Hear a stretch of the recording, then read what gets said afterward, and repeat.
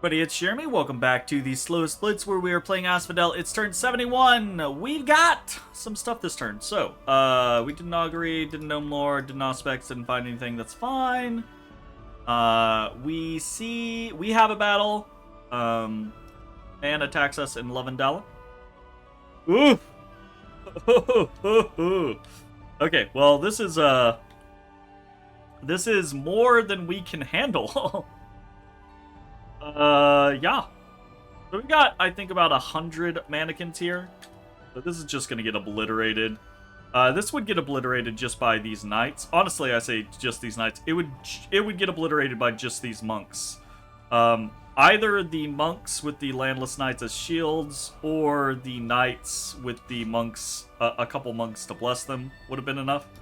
But, yeah. Oh! We matched 129 versus 129. We're definitely, not only we're not going to win that, we're not even going to do anything about that. So, you know, is what it is. Frosted Peaks. Okay. We've got some Kushis. We've got a fair amount of Draconians. And we've got a bunch more monks. So, this is another, I think this is closer to a 200 stack of mannequins and some of our own Draconians, but we are way outnumbered on the Draconian front, so let's see how this works. Probably not well.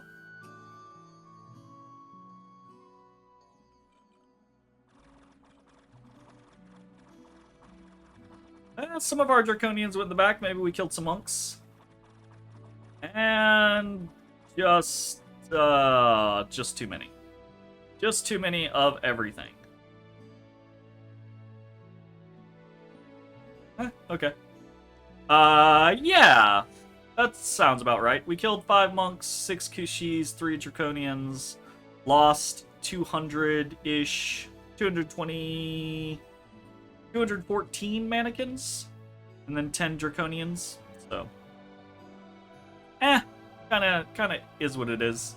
Right, like, obviously we would prefer not to lose these, but at least we did a little bit of damage on this particular front. Whereas the other one we did no damage. We also attacked man. This is just our panic apostate. Fucking lucky coming in. And let's see how he goes. Oh, hello. Oh, well, that's not good.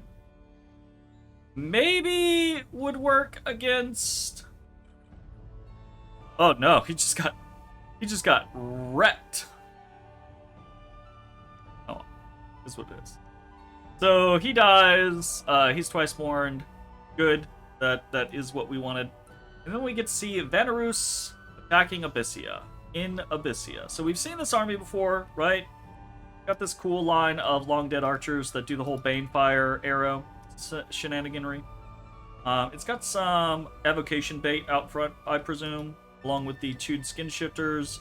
Massive line of Zamays, and then a whole bunch of mages in the back. Is up against not fucking anything. Actually, I say not anything. There are plenty of mages here, but there's no like military really to speak of. So this is gonna be. I wonder if this is a trap. And that's a bunch of body ethereal. We do have divine blessing coming out. I don't see anything big coming out of these mages. Stellar Cascades. Yeah, doesn't look like there's any sort of trap or anything happening here. It's just a bunch of mages that are gonna die. Stop it! Bad! Bad baby! It is a empty bowl of cereal. There's not even any milk in it. You cannot have it. You are so food greedy. Yike. Stop it! Stop it! So, 2 Chemazots, 15 Warlocks, 4 Warlock Apprentices, 24 Lava Warriors, and then an Anathemat. Or an Anathement.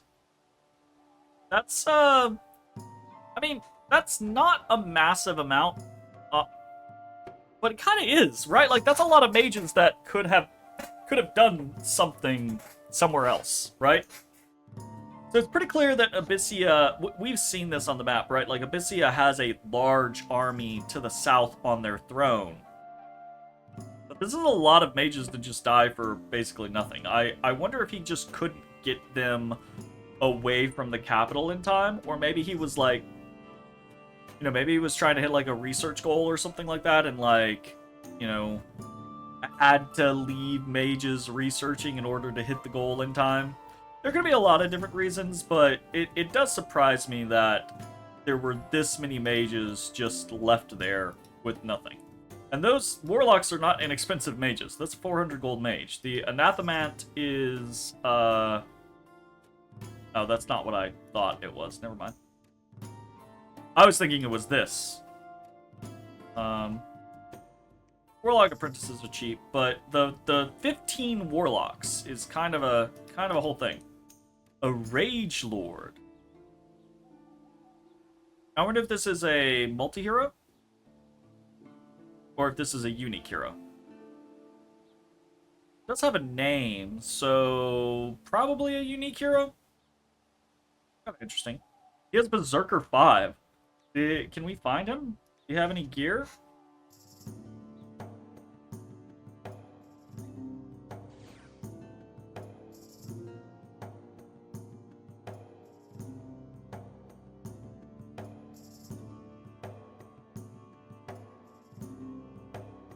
Ah, there is. Hey, he didn't have any gear. Unfortunate. Oh well. Okay, well, Vanarus loses a commander. Skin Shifter, 2 Draconians. They do lose 10 Zamays, so that is a thing, right? Like, the Zamays are very high protect, or very high HP, but the rest of their defensive statistics are not especially great. So they can get chopped up, and, you know, like, there's a decent amount of PD here. The Lava Warriors are double Morning Star. They hit hard. So I could see that. Okay, cool. Mother Oak is down. So that's a very interesting thing for us. Unexpected event. In Golden Mountains, a vengeful witch has cursed some of our troops. We get 3 nature gems. Force of the Lost, we lose 560 people. New Coast, we gain 280 people. We find an Agarthan scout, find another Agarthan scout, and fucking Lucky is now a Carrion lord. What are we doing this turn? Well, it's a pretty chill turn, honestly. But we're doing some things. So we've got Army of Rats coming up. That will be done this turn. We're just gonna immediately launch into Army of Bronze, right? So, the chance of us getting there, probably pretty low. But, you know, if we do, then that gives us a better battlefield protection buff, plus a strength buff with a shock malice, right? Which we can deal with. So that's kind of cool. We are doing probably 3 major things this turn. The first is that, like we expected, there is a relief force for New Coast incoming. What we have here is just over 100 mannequins, so it's not going to be able to survive, right? So we're not just going to let it get squished for nothing. We're going to fall back to Force of the Lost, which has another 50-ish units. We're also bringing in around a total of 300 units, as well as bringing in another 100 units, plus a mage, plus our Etten Mandragora into Monarch Woods, with the concept being that if he's going to take New Coast back this turn, sure. But if he moves further in to Forest the Lost, we might actually be able to present a decently sized unified front, right? Of 400-ish mannequins plus a relatively tanky thug-ish. I don't know. This definitely isn't super combatant level, but definitely thug-ish, a little, I don't know, whatever.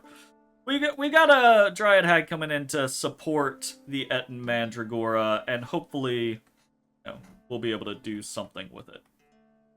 We are also sending a lot of forces into Frosted Peaks. I expect he'll probably just do the exact same thing that he always does, which is walk, right? Like I do not expect this force to be here next turn, but maybe it is. Maybe he does what we've kind of been doing, which is just attacking and then leaving things there. I don't think he's gonna do that.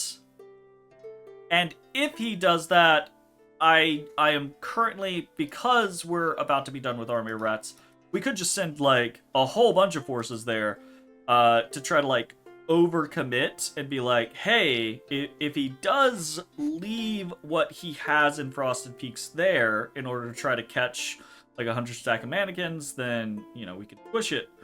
But I think if he's going to do something like that, he's probably also going to do it with overwhelming numbers, which would mean he would probably move the force from Lovendalen in and maybe some forces from Sylvania. And at that point, it becomes an arms race that I don't think we're prepared to take, especially because that puts us out in the open. And we've seen what happens when we get put out in the open. We get 360 no-scoped by Gifts from Heavens. So we're not going to do that. You know, we can afford to lose 400 mannequins if he does stick around and we, you know, get popped.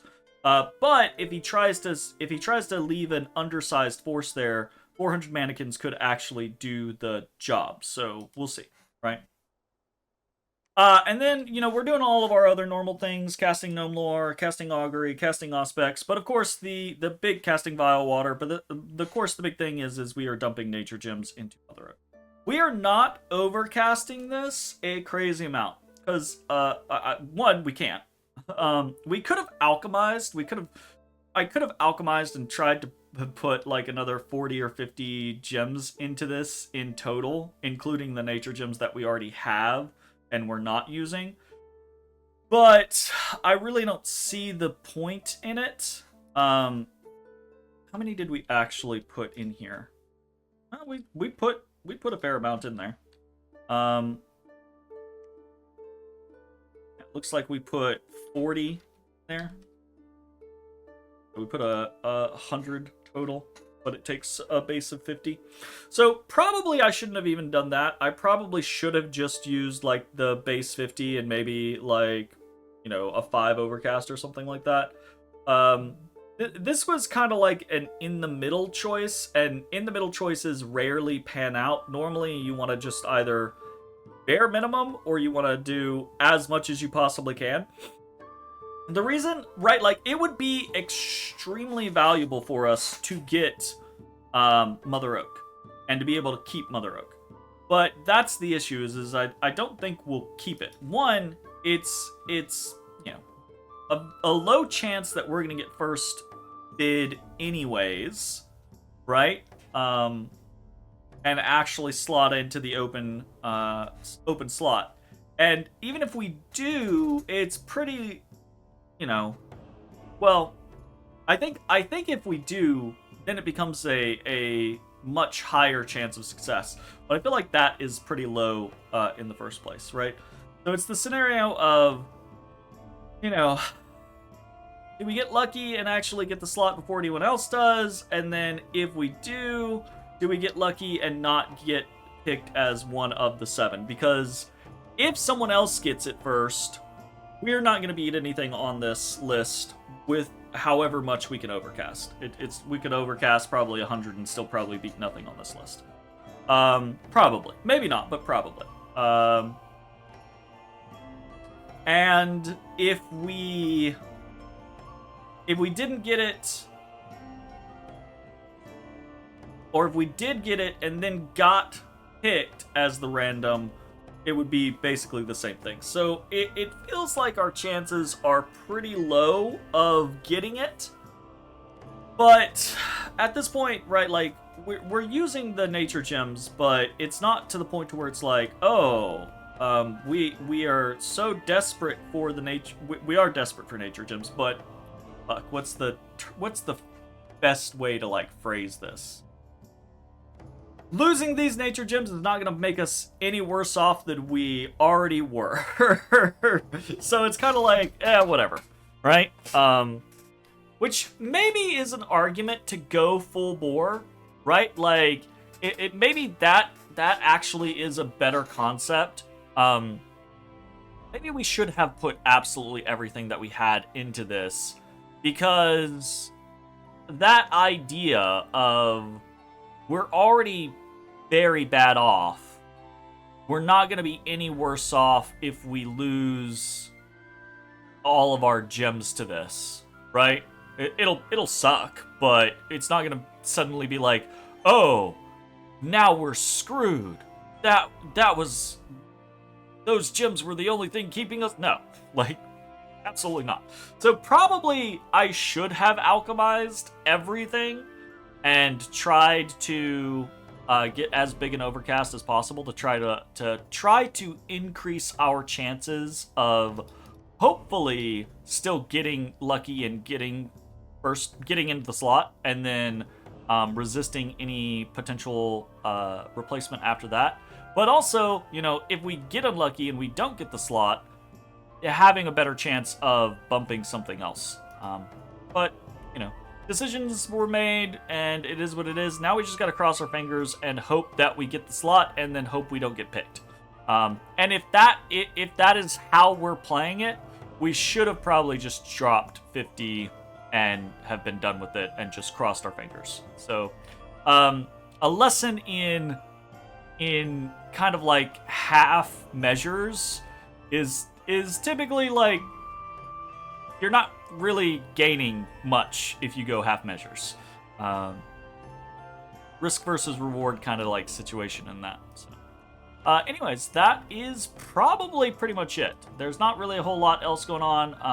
We're continuing to mosey around with all of our scouts and try to keep eyes on things, but you know, this is the army that I was talking about, right? Like, this is where he has a bunch of clockwork horrors, lava warriors, he's got crystal mages, his gods here, he's got, you know, so it just feels interesting to me, right? I wonder if he just got caught off guard, like if Vanarus hopped onto his cap before he was ready to move out, or what happened there.